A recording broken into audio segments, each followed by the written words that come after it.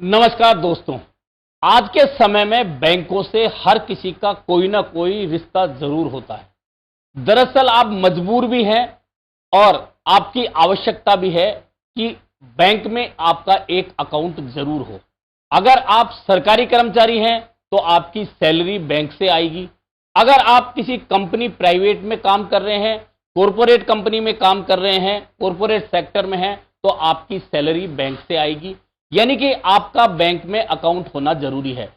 व्यापारी उद्योगपति हैं तो उनका तो जरूरी है ही है, लेकिन आम लोगों का भी जरूरी है। और अब जब यूपीआई का जमाना आ चुका है, अगर आपको यूपीआई काम लेना है तो निश्चित मानिए कि यूपीआई बैंक खाते से चलेगा, इसलिए आपका बैंक में खाता होना जरूरी है।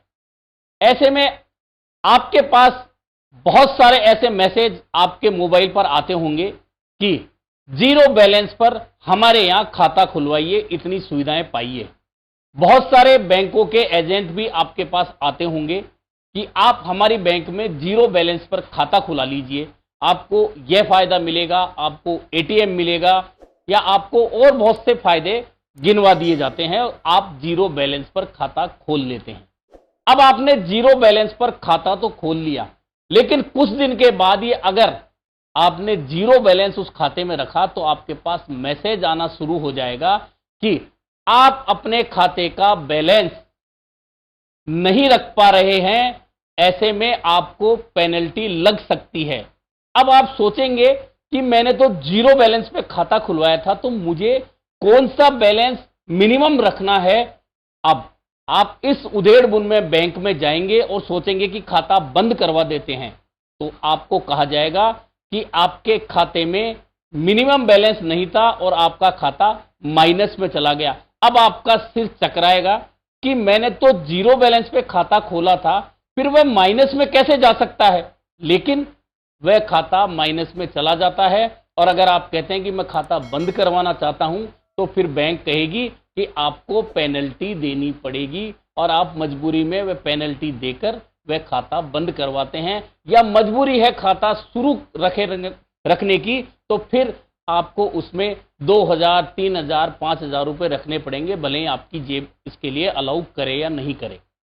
अब आप यह आंकड़ा सुनिए कि जीरो बैलेंस पर खोले गए सेविंग अकाउंट्स या अन्य खाते जिन पर पेनल्टी के तौर पर 4 निजी और 18 सरकारी बैंकों ने 9721 करोड़ रुपया आपसे वसूला है, आम आदमी से वसूला है। जी हां, 9721 करोड़ रुपया सिर्फ 5 सालों में मिनिमम बैलेंस नहीं रखने पर या माइनस बैलेंस बताकर बैंकों ने आम आदमी से, गरीब आदमी से 9721 करोड़ रुपया वसूला है। इनमें निजी बैंकों की बात करें तो निजी बैंकों ने 3561 करोड़ यानी कि 3561 करोड़ रुपया आपकी जेब से निकाला है। और सरकारी बैंकों की बात करें तो सरकारी बैंकों ने 6155 करोड़ रुपया मिनिमम बैलेंस के नाम पर या माइनस बताकर आपके खाते को आपकी जेब से निकाल लिया है। अब आप क्या कर सकते हैं? आप यूपीआई यूज करते हैं तो आपको खाता रखना पड़ेगा, और खाता रखना पड़ेगा तो उसमें बैलेंस भी रखना पड़ेगा। अब आप कहेंगे यह पैसा तो आपसे वसूला जा रहा है, लेकिन दूसरी ओर इन्हीं 5 सालों के दौरान बैंकों ने 10.5 लाख करोड़ रुपया बट्टे खाते में डाला है। अब बट्टा खाता आप समझते होंगे कि बट्टा खाते में डाल दिया यानी कि बैंक उसकी वसूली नहीं करेंगे, और यह वह पैसा होता है जो बड़े स्तर पर बड़े उद्योगपति कर्ज लेते हैं।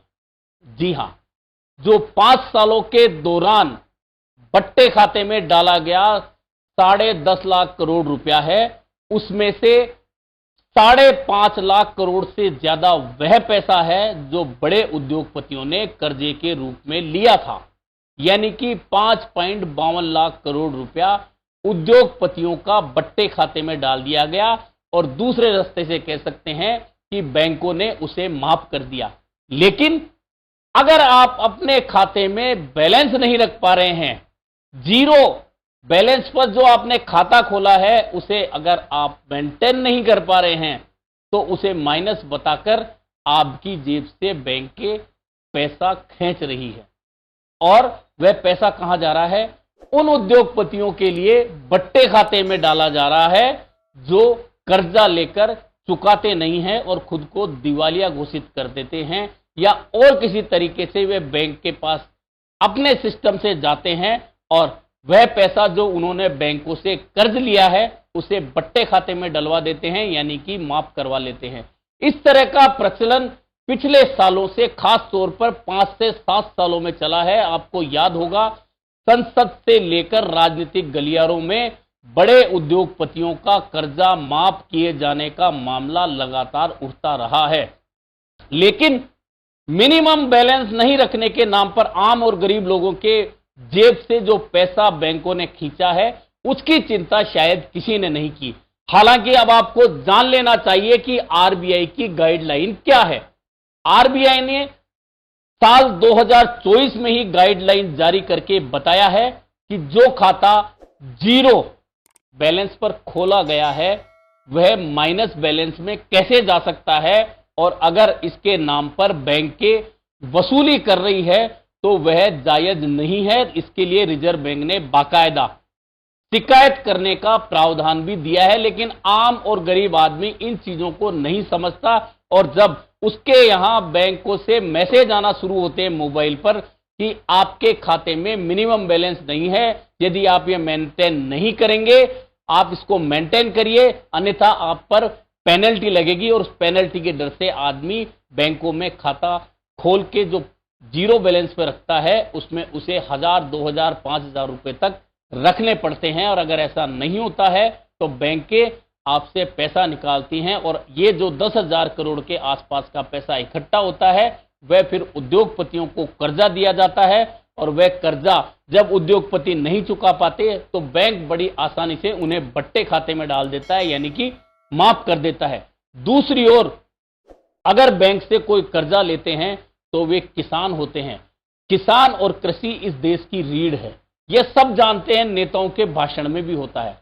लेकिन जब पैसा किसानों का कर्ज का वे नहीं चुका पाते, क्योंकि प्राकृतिक आपदाएं बहुत आती, कभी बाढ़ में फसल खराब हो जाती है, कभी सूखे से फसल खराब हो जाती है, कभी ओलावृष्टि से फसल खराब हो जाती है, कभी जानवर फसल खराब कर देते हैं, और किसान कर्ज नहीं चुका पाता तो बैंक तुरंत उसकी जमीन, उसका खेत कुर्क करने आ जाते हैं, कुर्क कर लेते हैं, और वह किसान बेचारा सिर्फ देखता रह जाता है।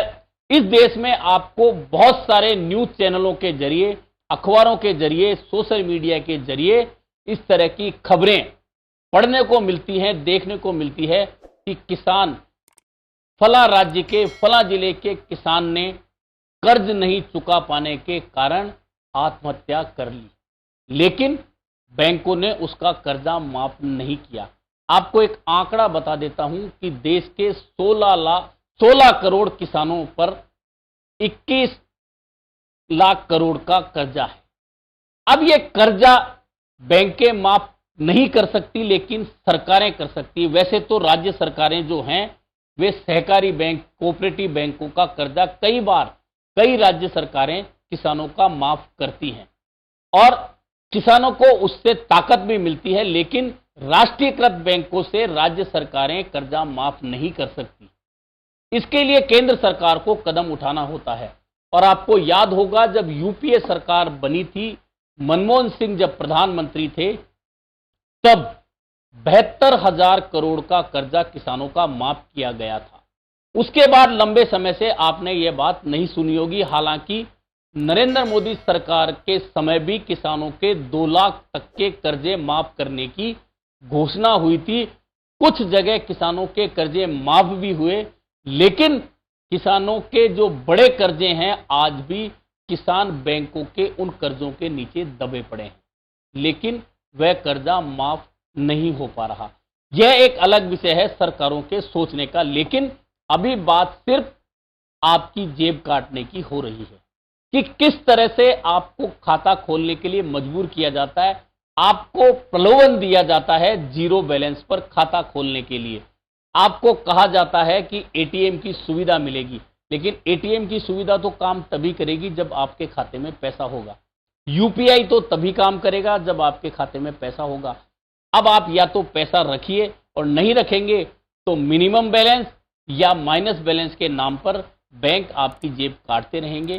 कुल मिलाकर यह सिर्फ 5 साल का एक आंकड़ा भर है 9,721 करोड़ का, जिसमें निजी बैंकों का 3,500 करोड़ से ज्यादा का और सरकारी 18 बैंकों का 6,100 करोड़ से ज्यादा का वह पैसा आपकी जेब से खींचा है, अपने खाते भरे हैं और उद्योगपतियों को कर्जा दिया है।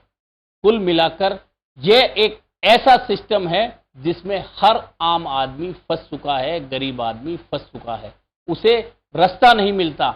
जब वह बैंक या तो खाता जारी रखिए, क्योंकि तमाम योजनाएं जो सरकारी अगर लाभ लेनी है तो आपके खाते के जरिए ही आपको वह लाभ मिल पाएगा, और अगर आप बैंक खाता नहीं रखेंगे तो फिर आपको वह लाभ नहीं मिलेगा। और अगर आप सरकारी योजनाओं का लाभ लेते हैं, इसके बाद में आपके खाते में पैसा नहीं बचता है, और अगर कभी आप ये सोच के जाएं कि हम खाता बंद करवा दें तो फिर आपको मिनिमम और माइनस बैलेंस के नाम पर आपसे बैंक कहेगा आपको पेनल्टी देनी पड़ेगी। और आपको चूंकि रिजर्व बैंक की गाइडलाइन अधिकांश लोगों को नहीं पता, तो फिर वह उस पेनल्टी को देकर अपने खाते बंद करवाता है, अन्यथा उस खाते को चालू करने के लिए सक्षम नहीं होते हुए भी 2 से 5,000 रुपए उस खाते में रखता है। कुल मिलाकर अब आपको ये बात समझनी चाहिए कि गाइडलाइन जब रिजर्व बैंक की यह है कि कोई भी खाता माइनस खाता नहीं हो सकता, सेविंग अकाउंट, ऐसे में बैंक आपसे जो वसूली कर रहे हैं वह गलत कर रहे हैं। इसलिए आपको इस नियम का पालन भी करना चाहिए, जानकारी भी लेनी चाहिए। अगर आपसे माइनस बैलेंस के नाम पर बैंक वसूली करने की बात करते हैं, पेनल्टी की बात करते हैं, तो आपको रिजर्व बैंक के यहाँ शिकायत भी दर्ज करवानी चाहिए बैंकों के खिलाफ। लेकिन क्योंकि देश का आम नागरिक अपने अधिकारों के प्रति अधिकांश समय जागरूक नहीं हो पाता, और इस जागरूकता के अभाव में वह अपनी जेबें कटवाने पर मजबूर होता है। अभी के लिए इतना ही, फिर मिलेंगे नए मुद्दे पर चर्चा के।